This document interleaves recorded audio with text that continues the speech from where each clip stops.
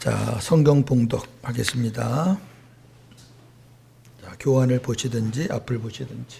앞에는 안 나오죠, 이제. 자, 교환을 보세요. 고린도 후서 9장 7절 8절입니다. 각각 그 마음에 정한 대로 할 것이요 인색함으로나 억지로 하지 말지니 하나님은 즐겨내는 자를 사랑하시느니라. 하나님이 능히 모든 은혜를 너희에게 넘치게 하시나니 이는 너희로 모든 일에 항상 모든 것이 넉넉하여 모든 착한 일을 넘치게 하게 하려 하심이라. 아멘. 예배가 아름답게 진행되고 있어요. 그리고 우리 예사랑교회만 존재하는 기도가 있지요. 생수를 부어달라는 기도.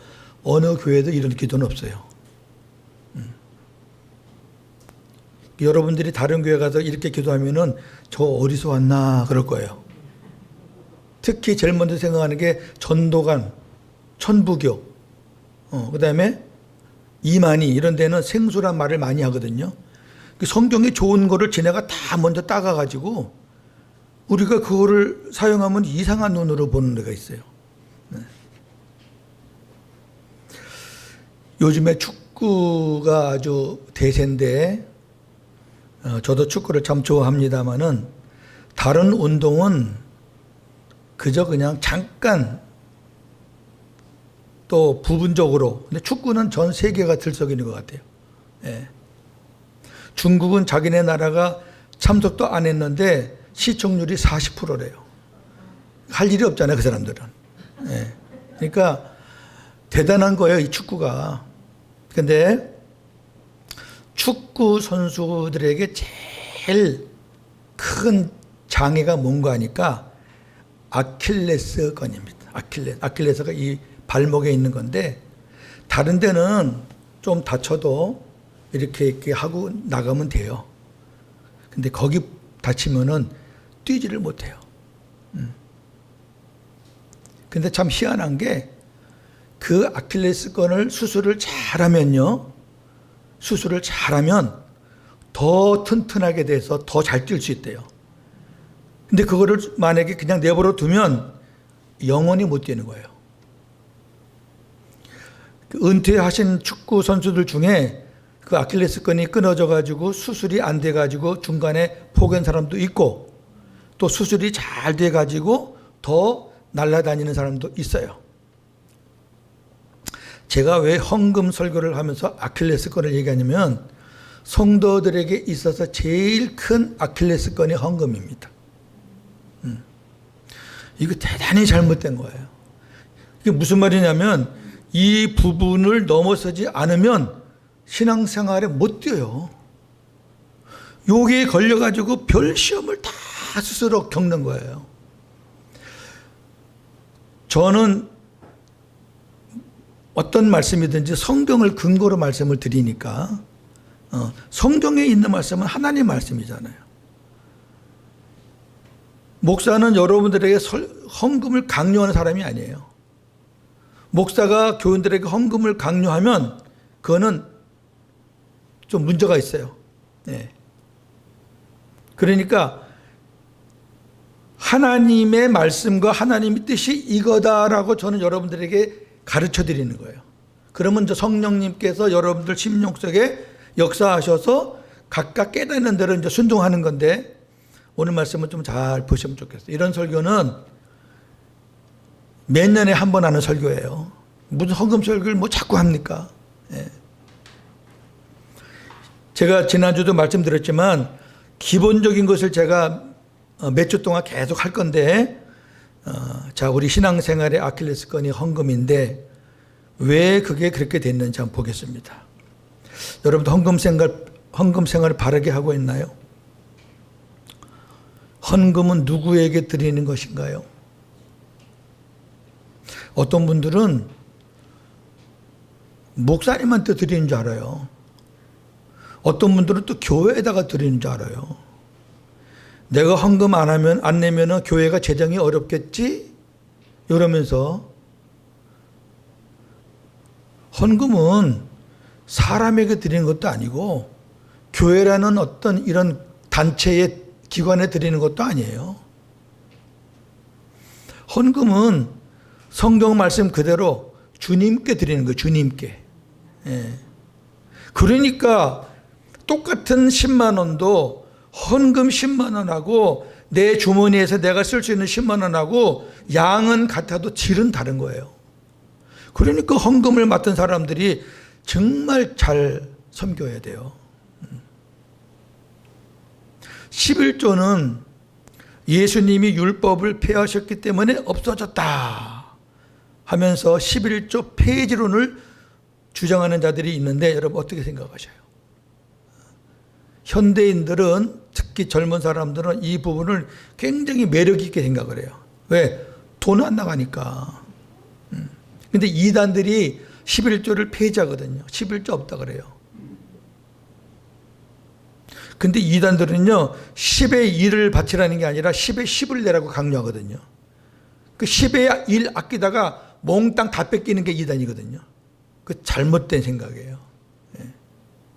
그런데 예수님이 율법을 폐하셨나요? 마태복음 5장 17, 18절 제가 읽어드릴 테니까 잘 들어보세요. 내가 율법이나 선지자를 폐하러 온 줄로 생각하지 말라. 폐하러 온 것이 아니라 완전하게 하려 함이라. 진실로 너희에게 이르노니 천지가 없어지기 전에는 율법의 1.1획도 결코 없어지지 아니하리라. 내가 다 이루리라. 폐하러 온 게 아니에요. 완전케 하려 오신 거고, 천지가 없어지기 전, 예수님이 오시기 전까지는 율법의 1.1획도 없어지지 않아요. 예수님이 복음으로 왔으니까 구약 율법은 싹 없어져도 된다 그래요? 그러면 이 성경 잘라가지고 신약만 들고 다니셔야지. 그것은 엉터리죠. 제가 어떤 교회에 가보았더니, 저는 교회를 많이 방문하잖아요. 헌금 봉투가 입구에 있는데 제가 쉬어봤어요. 못 쉴 정도로 많아요. 한 36개가 있는 교회가 있어요. 봉투가 36종류. 그래서 제가 뭘 했는지 아세요? 이 목사는 사업을 참 잘한다. 네. 제가 성경에 나오는 헌금을 소개할게요. 성경에 나오는 헌금은 5가지밖에 없어요. 정확하게 5가지예요. 이거 외에는 없어요. 이거 외에 붙이면은 그거는 사업하려고 하는 거예요. 왜? 하나라도 더 만들어갖고 끄집어내려고. 그러나 성경에 있는 거는 우리가 순종해야 될 거 아니에요. 제가 주일 헌금은 뺐는데요. 성경에 주일 헌금은 없어요. 근데 주일 헌금은 이런 겁니다. 자, 저나 여러분이 예사랑교회 교인이잖아요. 그리고 주일날 한 번 나오잖아요. 하나님, 제가 예사랑교회 교인입니다 하고 하나님 앞에 도장 찍는 격이에요. 주일 예금은.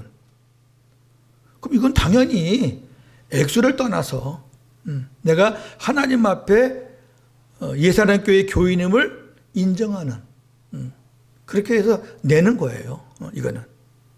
여러분들이 그런 마음 갖고 내면 되고, 이제 성경에 있는 건 4가지 하겠습니다.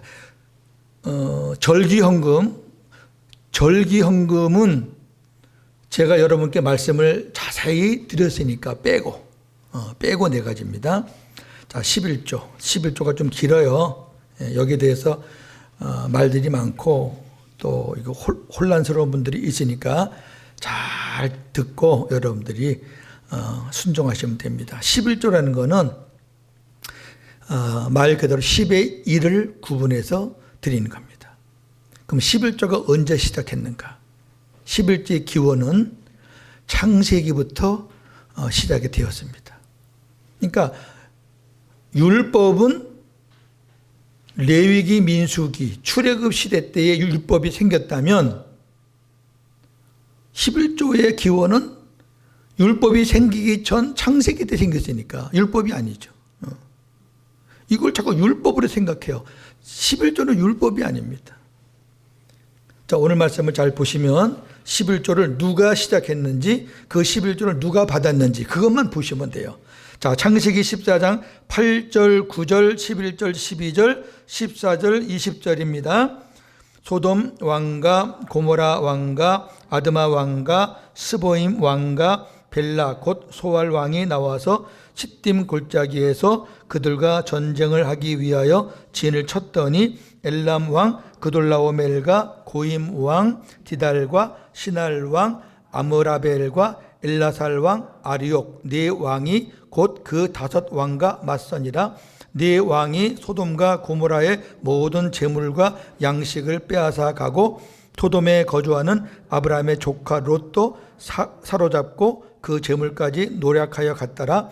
아브라함이 그의 조카가 사로잡혔음을 듣고 집에서 길리고 훈련된 자 318명을 거느리고 단까지 쫓아가서 그와 그의 가신들이 나뉘어 밤에 그들을 쳐부수고 다메섹 왼편 호바까지 쫓아가 모든 빼앗겼던 재물과 자기의 조카 롯과 그의 재물과 또 부녀와 친척을 다 찾아왔더라.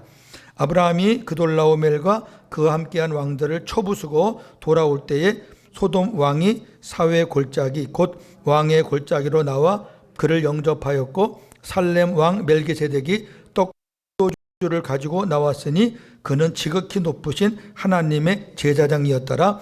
그가 아브라함에게 축복하여 이르되 천지의 주제이시요 지극히 높으신 하나님이여 아브라함에게 복을 주옵소서. 너희 대적을 네 손에 붙이신 지극히 높으신 하나님을 찬송할지어다 하매 아브라함이 그 얻은 것에서 10분의 1을 멜기세덱에게 주었더라. 아멘. 이게 11조의 기원이고 다예요. 이게 무슨 말이냐면요, 그 당시에 아주 막강한 그 당시 세계를 주름잡던 4개국 왕이 있어요. 4개국 왕. 5개국 왕. 그 다음에 그 5개국 왕에 대항하는 4개국 왕들이 있어요. 그런데 5개국 왕들이 4개국 왕을 이긴 거죠.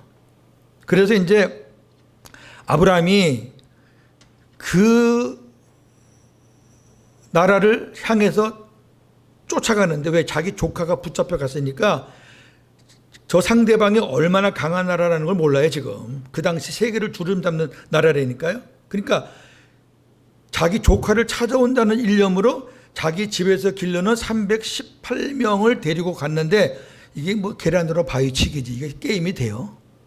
예? 수십만 명인데 318명으로 어떻게 이겨요?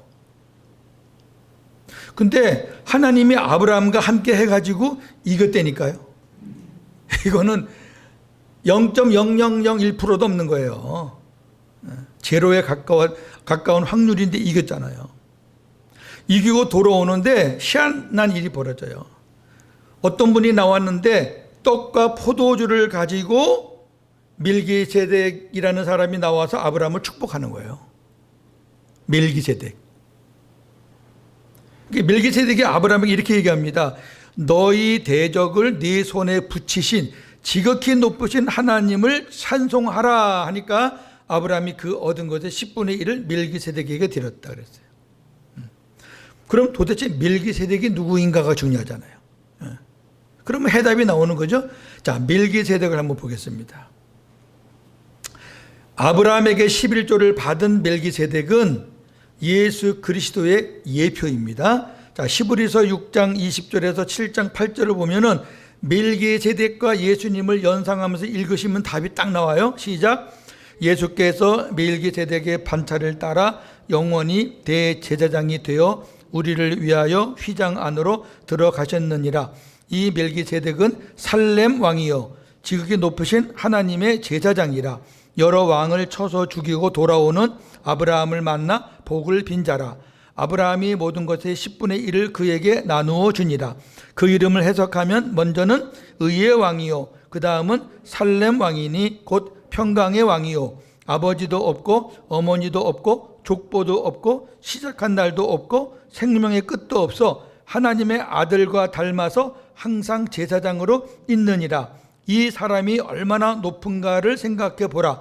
조상 아브라함도 노략물 중 10분의 1을 그에게 주었느니라.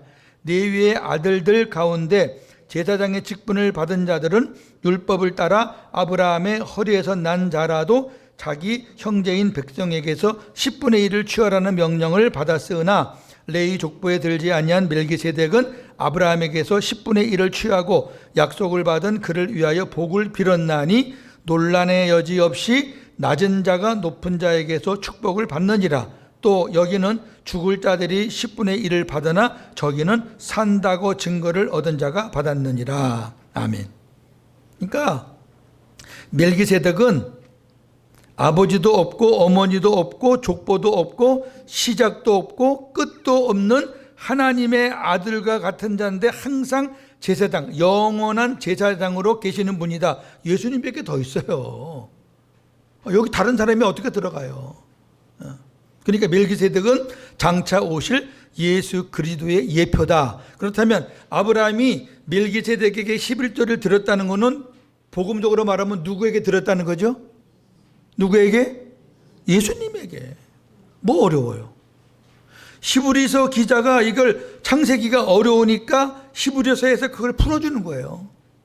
너희 조상, 믿음의 조상이 누구냐? 아브라함이지. 저나 여러분 다 아브라함의 후손들이에요. 믿음으로. 혈통은 아니고, 혈통은 우리가 유대인이 아니니까 혈통은 아니지만 믿음으로는 아브라함이 우리의 조상이란 말이에요. 그럼 믿음의 조상이 예수님께 11조를 드렸다면, 우리가 믿음의 후손이라면 당연히 우리도 11조를 교회에다가 드리는 게 아니고 사람에게 드리는 게 아니라 주님께 드리는 거죠. 어떤 사람은 이렇게 해요. 11조를 띄워가지고 그걸로 막 선심을 해요. 선교도 하고 구제도 하고 뭐 별거 다 해요. 자기 딴에 선한 일 한다고. 11조는 내 거 아니에요. 그렇게 막 선심을 쓰는 거 아니에요. 자, 그럼 하나씩 볼게요. 멜기세덱이 어떤 사람이냐? 첫째, 살렘은 오늘날 샬롬과 같은 의미죠. 평강의 왕, 그리고 의의 왕이다 그랬습니다.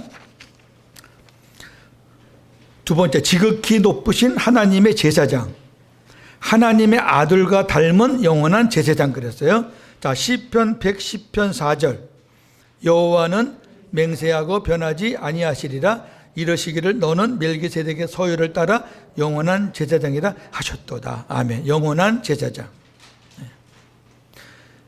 전쟁에서 승리한 아브라함을 위해 복을 빌고 그로부터 11조를 받은 자, 부모와 족보가 없는 자, 시작한 날과 생명의 끝이 없는 자, 예수님을 보여주는 거죠. 이것을 이제 신학적으로 신의 현현이라 그래요. 장차 예수님이 오실 때까지 그 전에 잠깐 등장하시는 거죠. 예수님께서 육신을 입고. 자, 멜기세덱도 그렇고 다니엘의 세 친구가 불에 들어갔을 때 분명히 3명을 넣었는데 그 안에는 4명이 있었어요. 그래서 그 네 번째 그 사람 때문에 들어간 3사람이 털오라기 하나, 실오라기 하나 안 탔어요. 예수님 인자와 같으니 그랬어요. 그러니까 구약에서 육신을 입고 오신 하나님이 이렇게 등장을 해요. 여호수아에도 있고 뭐 이사야도 있고 그래요. 그분이 누구냐면 장차 이렇게 예수님이 육신을 입고 오실 것이라는 걸 미리 보여주는 거죠. 멜기세덱도 그 중에 한 사람이에요. 이해가 되시죠? 자, 그럼 멜기세덱과 11조를 보겠습니다. 믿음의 조상 아브라함이 노략물 중 좋은 것으로 10분의 1을 멜기세덱에게 드렸습니다. 좋은 것으로 드렸다고 그랬어요. 그러니 멜기세덱이 아브라함보다 높은 사람입니다. 바쳤으니까. 그 다음에 아브라함의 후손인 레위지파 제사장들은 율법을 따라 자기 백성들로부터 11조를 받았고 제사장들이 11조를 받았죠. 그 율법이에요. 근데 레위지파도 아닌 멜기세덱은 율법이 오기 전에 아브라함, 율법이 있기 전에 창세기잖아요. 그 멜기세덱은 그 아브라함에게 10분의 1을 받았어요. 그리고 멜기세덱은 하나님의 약속을 받은 아브라함을 위하여 복을 빌었습니다. 다른 말할 필요 없이 낮은 자가 높은 자에게 복빔을 복빌물 받는 것입니다. 그래서 아브라함보다 멜기세덱이 크다. 레위지파의 제사장들은 죽을 인간이면서 11조를 받았지만 아브라함에게 11조를 받은 멜기세덱은 영원히 살아있다고 증언을 얻은 자, 그러니까 영원히 살아계신 자가 받았다. 다르죠. 죽을 인간이 11조를 받은 거는 구약의 제사장들이고, 영원히 살아있는 대제사장이 11조를 받은 거는 우리 예수님이 받으신 거고 달라요. 자, 그러면 율법 시대에는 11조가 어떻게 행해졌나? 제가 구약을 쭉 봤는데요. 율법 시대에는 11조가 참 드물어요. 세 군데인데 보세요. 모세 시대의 11조. 성막에서 일하는 제사장과 레위 자손에게 기업, 보수로 주었습니다. 그러니까 생활비죠. 제사 드리는데 필요한 거, 생활하는데 필요한 거를 11조를 가지고 드렸어요. 자, 민수기 18장 21절. 내가 이스라엘의 11조를 레위 자손에게 기업으로 다 주어서 그들이 하는 일, 곧 회막에서 하는 일을 갚나니. 예. 그래서 어떤 목사는 11조는 다 누구 거다 그래요? 지 거라 그래요. 이걸 가지고. 봐. 성막에서 일하는 제사장과 레위 자손에게 11조를 다 줬잖아. 그러니까 내가 지금 교회를 위해서 수고하고 애쓰니까 11조는 다 목회자한테 주는 거야. 맞을까요? 틀릴까요? 여러분, 지금은 목회자만 제사장이 아니에요. 저나 여러분이 다 제사장인 줄로 믿습니다. 그럼 사기치지 말라 그래요. 자, 그 다음에 시스기야 시대 때 11조가 역대하 31장 2절 6절에 있고, 느헤미야 시대의 11조가 느헤미야 10장 37, 38절에 있는데, 요 세 곳에 나와 있는 공통점을 여러분 한번 찾아보세요. 모세 시대 때 하나님의 은혜가 풍부했죠. 예, 모세 시대 때. 광야였지만. 시스기야와 느헤미야, 아주 유대 시대 때 굉장히 고품격으로 좋았던 시대예요. 예. 다윗 시대 때도 좋았지만 다윗은 전쟁이 너무 많았어요. 그러나 시스기야 시대, 느헤미야 시대 아주 좋았어요. 이걸 보니까 11조를 내던 시절이 좋았다. 그 외에는 11조 냈다는 기록이 없어요. 그 다음에 이제 제일 중요한 게 이제 지금부터예요. 그렇다면 예수님께서 11조에 대해서 어떻게 말씀하셨는가? 예수님의 가르침이 제일 중요하잖아요. 자, 두 군데 보겠습니다. 마태복음 23장 23절. 화 있을진저 외식하는 서기관들과 바리새인들이여, 너희가 박하와 회양과 근처의 11조는 들이되 율법에 더 중한 바 정의와 긍휼과 믿음은 버렸도다. 그러나 이것도 행하고 저것도 버리지 말아야 할지니라. 아멘. 잘 보세요. 화 있을진저라는 것은 예수님이 저주하시는 거예요. 누구를? 외식하는 서기관들과 바리새인들에게. 이 사람들이 11조를 안 했느냐? 잘했어요. 뭘 했어요? 박하, 회양, 근채. 아주 고급스러운 그 작물의 11조를 꼬박꼬박 바친 거예요. 아주 정확하게. 근데 예수님이 왜 이들에게 화 있을진저 그랬는가 하니까, 율법의 더 중한 바, 하나님이 보시는 거는 어떤 물질이 아니라 물질을 드리는 그 마음을 보시는데, 그 마음에 정의와 긍휼과 믿음이 없어요. 정의는 뭐예요? 올바른 깨끗한 수입이에요. 더러운 짓 하거나 사기치거나 이렇게 해서 얻은 거, 그건 정의롭지 못해요. 그런 거 11조 하나님께서 안 받아요. 그 다음에 긍휼. 11조는 목회자 생활비, 교회 운영비, 그 다음에 약하고 가난한 자들 돕는 구제비 이런 등등으로 쓰이는 거예요. 그래서 11조를 내는 사람들의 마음에, 이 예물이, 헌금이 가난하고 약한 자들에게 도움이 됐으면 좋겠다라는 마음을 가지고 드리는 게 긍휼이에요. 그러니까 보세요. 수입이 많은 사람은 많이 낼 수 있고 수입이 적은 사람은 적게 낼 수 있어요. 하나님은 많고 적음을 가지고 저울질하시는 게 아니에요. 많이 낼 수 있는 사람은 그만큼 감사한 거고 조금 낼 수 있는 사람도 낼 수 있으니까 감사한 건데, 많이 내는 사람이 주의할 게 있어요. 나는 우리 교회도 11조를 제일 많이 내는데 하면서 고개 딱지가 딱 붙어버리면은 그때부터 교만해져요. 그리고 자기가 뭐 교회에서 행세하려고 그래요. 내가 우리 교회도 11조 왕이야.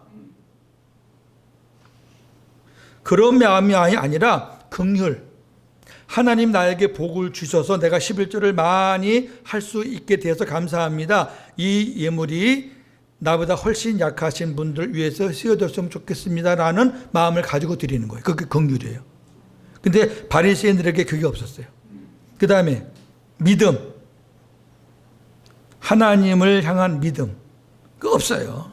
자, 누가복음도 비슷합니다. 11장 42절. 화 있을진저 너희 바리새인들이여, 너희가 박하와 운양과 모든 채소의 11조는 들이되 공의와 하나님께 대한 사랑은 버리는도다. 그러나 이것도 행하고 저것도 버리지 말아야 할지니라. 같은 메시지예요. 자, 그럼 보세요. 하나는 눈에 보이는 것을 드리는 거, 하나는 그 드리는 그 마음. 예수님이 둘 중에 뭘 택했어요? 아니면 둘 다 택했어요? 이것도 행하고 저것도 버리지 말라는 얘기는 둘 다 하라는 거죠. 그럼 끝난 거예요. 무슨 말이냐면은 저와 여러분이 하나님이 주신 것을 11조 정직하게 드리는데, 그 11조 드릴 때에 이러한 마음을 가지고 드리라는 거죠. 뭐 어렵지 않잖아요. 자, 이것도 행하고 저것도 버리지 말라라는 말은, 이것은 마태복음에서는 정의와 긍휼과 믿음을 말하고 누가복음에서는 공의와 하나님께 대한 사랑을 말하는 거고, 저것은 마태복음에서는 박하와 회양과 근처의 11조를 말하는 거고, 누가복음에서는 박하와 운향과 모든 채소의 11조를 말하는 거예요. 같은 거예요. 이것의 정의라는 것은 깨끗함과 신실함이에요. 정직하게 벌어야 돼요. 깨끗한 것을 우리가 벌어야 돼요. 신명기서, 민수기서에 보면 그 하나님께서 받지 않는 예물이 쭉 나와요. 긍휼은 약한 자를 위한 배려와 사랑입니다. 그리고 믿음과 하나님께 대한 사랑은 하나님과의 관계입니다. 행하라와 버리지 말라 중 어느 말씀이 더 강한 말씀인가요? 예수님은 이것을 더 강조했습니다. 이것 뭐요? 행하라. 그러나 저것도 부정하지 않았습니다. 버리지 마라. 만약 11조가 폐지되는 것이 하나님의 뜻이었다면 예수님의 말씀이 이렇게 나가실 리가 없죠. 왜? 예수님은 율법을 폐하려는 것이 아니라 율법을 완전하게 하러 왔다고 하셔놓고 이렇게 말씀하셨으니까 율법을 폐하신 게 아니잖아요. 너희들이 지금까지 11조 할 때 껍데기 눈에 보이는 거 그 양 갖고 11조를 했느냐 안 했느냐 따졌다 하면 부족하다. 내가 그거를 거기다가 우리의 심령이 어때야 되겠다는 것을 더해 줄 테니까 이렇게 해야, 그래야지 뭐가 어떻게 완전해진다, 그 얘기죠.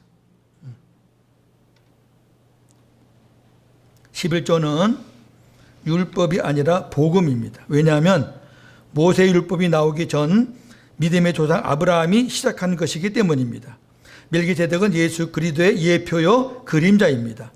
우리가 믿음의 시조인 아브라함의 후손이라면 아브라함이 멜기세덱에게 11조를 드렸듯이 멜기세덱의 실체이시며 살아계신 예수 그리스도께 11조를 드리는 것이 마땅한 것입니다. 11조는 아브라함을 통해 보았듯이 모든 것의 주인에 대한 신앙 고백입니다. 11조는 10의 10 나의 모든 것은 다 하나님이 주신 것입니다 라고 고백하는 증표입니다. 아브라함이 받은 것, 그거 다 공짜로 받은 거예요. 그거 받을 수 없는 건데 하나님이 그 318명 갖고 어떻게 그 이기고 가져오겠어요? 전부 다 하나님이 주신 건데 하나님 12일을 드리라는 것은 네가 받은 것이 다 내 거라는 증표를 네가 보여라. 11조 드리는 거죠. 그러면 하나님께 11조를 드리면 하나님은 어떻게 받으시냐면, 그래, 네가 나한테 내가 너에게 주는 10의 10이 다 하나님 겁니다라는 것을 고백하는 표로 받는다 그 말이에요. 11조는 사람이나 교회당에 드리는 것이 아니라 나의 주인이신 예수님께 드리는 것입니다. 11조를 안 하는 사람들도 있고 11조로 생색을 내는 사람들도 있습니다. 아까 말했듯이 이들은 하나님의 것을 제 것으로 생각하는 자들이며, 하나님은 이 사람들을 말라기 3장 8절 12절에 보니까 도둑이라 그랬어요. 왜 내 것을 가지고 네 마음대로. 그래서 말라기서의 11조가 나오면서 구약의 역사가 끝나버려요. 굉장히 중요한 의미가 있습니다. 아까 말했죠. 느헤미야 시대와 히스기야 시대에 11조를 했을 때는 번성했는데 11조가 끊어지니까 제사장들이 먹고 살 게 없잖아요. 그러니까 제사장들이 할 일을 내팽개치니까 제사가 안 돼요. 그리고 제사장들이 먹고 살리니까 다른 직업을 가요. 제사장은 다른 직업을 가면 안 되는 거예요. 그러니까 이스라엘의 나라가 완전히 붕괴되는 거예요. 하나님 앞에 제사 안 드리는 나라면 끝난 거지 뭐 이스라엘은. 그러니까 역사가 종을 쳐요. 그때 하나님 말씀한 게 너희가 왜 11조를 도둑질했느냐 그랬거든요. 굉장히 의미가 있는 거예요. 여러분들이 11조를 로또 같이 생각하지 마세요. 11조를 내가 내면 하나님께서 뭐 여기다가 더 큰 걸 붙여서 주겠다. 그렇게 생각하시면 안 돼요. 이거는. 그걸 도박으로 생각하시면 안 돼요. 단 이건 있어요. 말라기서에 보니까 네가 11조를 내면 내가 너의 창고를 채워주나 안 채워주나 한번 시험해 봐라. 그리고 네가 11조를 내면 내가 황충이나 이런 그 자연재해를 내가 막아서 너희들에게 많은 열매를 맺게 해주겠다. 그게 무슨 말이냐면 우리가 10의 1을 하나님 앞에 정직하게 드린다는 것은 하나님과의 관계를 우리가 정상적으로 한다는 것이고, 그렇게 하면 하나님께서 우리의 빠져나가는 부분들을 하나님께서 막아주시겠다는 거죠. 여러분 이게 굉장히 큰 은혜입니다. 자, 우리가 11조 20만 원을 떼어먹었어. 여러분 20만 원만 나갈 줄 압니까? 여러분들이 아마 제가 이렇게 말하면은 맞아 그런 사람 많을 거예요. 하나님의 말씀은 거짓이 없어요. 땅에 떨어짐이 없어요. 그러니까 우리가 하나님과의 관계가 정상적으로 되면 하나님께서 자기와 관계가 정상적인 하나님의 귀한 아들, 딸들의 생활을 왜 하나님께서 안 지켜주겠어요? 미리 막을 거 막아주시고, 하나님께서 급하게 또 천사를 보내서 또 역사하시고 이래가지고 우리의 삶이 어렵지 않도록 하나님께서 인도하시는 게 이게 비밀이란 말이에요. 자, 이해가 되시면 아멘? 네, 저는 이제 성경에 말씀한 11조를 말씀을 드렸어요. 나머지는 이제 쭉 편안하게 보세요. 감사헌금, 범사에 감사하는 것입니다. 데살로니가전서 5장 18절. 범사에 감사하라. 이는 그리스도 예수 안에서 너희를 향하신 하나님의 뜻이니라. 아멘. 범사란 갖가지 모든 일들을 가리켜요. 여러분들이 살다가 감사할 일이 있다 그러면 그냥 하면 돼요. 그 제목을 써서 하면 돼요. 실패했는데 실패를 통해서 깨닫게 하신 주님 감사합니다 하면 실패 가운데서도 할 수 있는 거고, 또 좋은 일 있으면 좋은 일 챙겨서 감사합니다 할 수 있는 거고, 이거는 우리가 각자 믿음의 분량대로 하시면 되는 거예요. 선교 헌금은 목적 헌금입니다. 선교를 목적으로 드리는 헌금인데 빌립보서 1장 3절에서 6절. 내가 너희를 생각할 때마다 나의 하나님께 감사하며 간구할 때마다 너희 무리를 위하여 기쁨으로 항상 간구함은 너희가 첫날부터 이제까지 복음을 위한 일에 참여하고 있기 때문이라. 너희 안에서 착한 일을 시작하신 이가 그리스도 예수의 날까지 이루실 줄을 우리는 확신하노라. 아멘. 빌립보 교회는 사도 바울이 복음을 전하는, 또 사도 바울을 만나는 그때부터 첫날부터 지금까지 계속 복음을 위한 일에 참여했다. 이게 바울에게 선교비를 보낸 거예요. 이제 쭉 빌립보서를 보면 사도 바울은 아무에게나 선교비를 받지 않아요. 하나님께 기도하고 거절할 때는 거절하는데 데살로니가 교회, 빌립보 교회 이런 데는 받아요.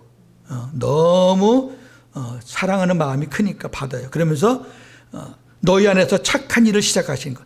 너희가 선교를 할 수 있다는 그 마음은 하나님이 너희에게 주신 착한 마음이다. 그걸 지금 고백하고 있고요. 선교는 세 가지인데 선교지로 직접 가는 것. 제가 이제 중국으로 갔던 것처럼. 그 다음에 선교사를 파송하는 것. 나는 못 가지만 우리 교회에서 우리 단체에서 파송하는 것. 그리고 선교지 위에서 헌금하고 기도하는 것도 선교입니다. 이 세 가지가 다 합쳐서 하나가 되는 거니까 이게 다 선교 헌금인데 선교 헌금은 여러분 목적 헌금입니다. 여러분들이 선교 헌금이라는 목적을 가지고 교회에다가 바치면 교회는 반드시 선교 헌금은 선교비로 사용되어져야 합니다. 내년부터는 제가 어김없이 그렇게 할 겁니다. 언제까지 할지는 몰라도. 아니 우리가 하나님 앞에 이거 선교하는데 사용되어졌으면 좋겠습니다 하는데 그걸 목사 생활비에 집어넣어가지고 안 돼요. 안 돼요. 안 되는 거예요. 안 되는 거예요. 구제헌금도 목적 헌금입니다. 구제를 목적으로 드리는 것입니다. 신명기 14장 28절 29절 매 3년 끝에 그의 소산의 10분의 1을 다 내어 네 성읍에 저축하여 너희 중에 분깃이나 기업이 없는 레위인과 네 성중에 거류하는 객과 및 고아와 과부들이 와서 먹고 배부르게 하라. 그리하면 네 하나님 여호와께서 네 손으로 하는 범사에 네게 복을 주시리라. 아멘. 이스라엘 백성들은 10분의 1을 3년마다 한 번씩 더 드렸어요. 그러니까 11조, 그 다음에 3년째 12조, 11조, 12조 이렇게 드렸어요. 왜 그러냐면은 그 3년에 한 번씩 들어오는 11조는 구제하는 데 썼어요. 구제에 대한 말씀은 신구약 성경에 엄청 많습니다. 예. 다섯 번째, 헌금 드리는 자세입니다. 먼저 나 자신을 주님께 드립니다. 고린도후서 8장 5절입니다. 나 자신을 주님께 먼저 드립니다. 하나님은 저와 여러분들의 마음을 먼저 받으시지 하나님이 돈이 필요하신 분입니까? 천지가 다 주님 건데. 그 다음에 기도하면서 미리 준비하시고 인색함이나 억지로 하지 말고 마음의 정한대로 하세요. 헌금이 없다고 남한테 빚지지 마세요. 빚내서 헌금하는 거 아니에요. 없으면 하나님 다음에 하겠습니다. 그러면 돼요. 하나님이 아셔. 여러분들이 얼마를 하든 저는 하나도 관계가 없어요. 왜 이렇게 많이 했지? 왜 이렇게 조금 했지? 그 자체가 목사가 죄 짓는 거예요. 그거는 여러분과 하나님과의 관계니까 많이 할 수도 있는데 너무 인색하게 하시지 말고 할 수 없는 걸 너무 억지로 하지도 마세요. 그래서 마음에 하나님이 주시는 마음이 있어요. 정한 대로 하시면 되고 중요한 거는 즐거운 마음으로 하세요. 하나님은 즐겨내는 자, 즐거운 마음으로 내는 자를 기뻐하셔요. 그 다음에 여섯 번째, 헌금을 맡은 자의 자세입니다. 앞으로 이제 재정을 맡으신 분들 꼭 기억하셔야 돼요. 첫째, 이 고린도후서 8장 18, 21절의 내용이 다 있고요. 복음으로 사는 자가 헌금을 맡아야 돼요. 예. 복음으로 사는 자가 잘할 수 있어요. 예. 율법으로 사는 자들은 힘들어요. 큰 교회들이요, 왜 무너지냐면은 재정 맡은 사람들이 그걸 가지고 주식도 하고요, 뭐 별짓 다 해. 예? 자기 개인 돈으로 하는 거지 왜 그걸 헌금 가지고 해요? 하나님 돈인데. 그 다음에 교회로부터 칭찬받는 자. 저 사람은 신뢰할 만해. 이런 사람이 맡아야지. 이 재정사고 많이 납니다. 우리 친구들도 한두 번 안 겪은 친구들이 없어요. 세 번째, 성물임으로 주님 앞에서와 사람들 앞에서 조심하는 자. 조심해야 돼요. 일곱 번째, 헌금은 은혜요 복입니다.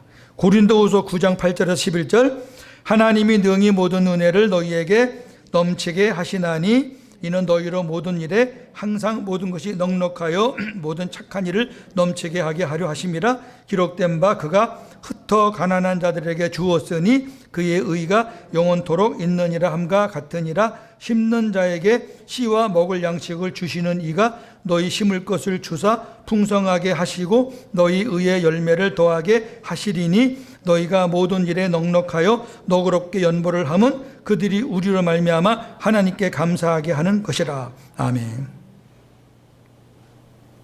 하나님은 왜 우리에게 헌금을 하라고 하셨는지, 헌금하는 자의 모든 일에 항상 모든 것이 넉넉하여 모든 착한 일을 넘치게 할 수 있도록 은혜를 주시기 위해서입니다. 말씀 그대로예요. 우리를 골탕 먹이고 우리 거 뺏으려고 하시는 게 아니라니까. 두 번째, 헌금은 미래를 위해서 심는 겁니다. 심는 자에게 씨와 먹을 양식을 주시는 하나님은 우리에게 심을 것, 헌금을 풍성하게 주시고 그로 인해서 의의 열매, 거두는 복도 많이 주셔서 많은 열매를 맺게 해 주신다는 약속입니다. 세 번째, 우리의 선교와 구제를 통해 주님의 사랑을 받은 자들이 하나님께 감사하게 됩니다. 오늘 마지막 절에. 자, 우리가 선교를 보내잖아요. 선교비를 보내잖아요. 그럼 선교비를 받는 분들은 우리 예사람 교회를 위해서 기도할까요? 안 할까요? 해요. 하나님은 그런 기도를 굉장히 기쁘게 받으셔요. 그런 내용들이 구약에 많아요. 우리가 구제하잖아요. 그럼 가난한 자가 하나님 오늘 이 분의 구제 때문에 내가 오늘 하루에 또 이렇게 생명을 유지합니다라고 할 때 하나님이 굉장히 기뻐가지고 그 구제한 사람을 하나님께서 복을 주신다는 말씀이 신명기서에 여러 번 나와요. 저와 여러분의 가정이, 저와 여러분의 기업이, 저와 여러분이 섬기는 교회가 지금 다운되고 많이 힘든 원인 중에 하나가 오늘 배운 이 말씀 때문은 아닌가요? 틀림없이 있어요. 그거 잘못했으면 고쳐야죠. 마치는 말, 헌금은 사람이나 교회에 드리는 것이 아니고 나의 주님께 드리는 것입니다. 헌금은 하나님의 일을 넘치게 할 수 있는 은혜와 많은 열매를 거두는 복을 위해 심는 것입니다. 11조는 하나님과의 관계를 확인하는 것이고, 감사헌금은 범사의 나의 삶의 모습을 점검하는 것이고, 선교와 구제헌금은 이기적인 신앙, 나 혼자만의 신앙에서 이타적인 신앙, 다른 사람까지 배려할 수 있는 신앙으로 성숙해지는 것입니다. 할렐루야. 예, 저는 이제 하나님의 뜻을 다 전했으니까 여러분들이 순종해서 하나님 주시는 약속을 받아 누리시는 우리 모든 성도들 되시기를 주님의 이름으로 축원합니다. 감사합니다. 귀한 말씀 전했사오니 성령님께서 각자의 심령 역사하셔서 하나님의 뜻에 순종하게 하옵소서. 예수님의 이름으로 기도합니다. 아멘.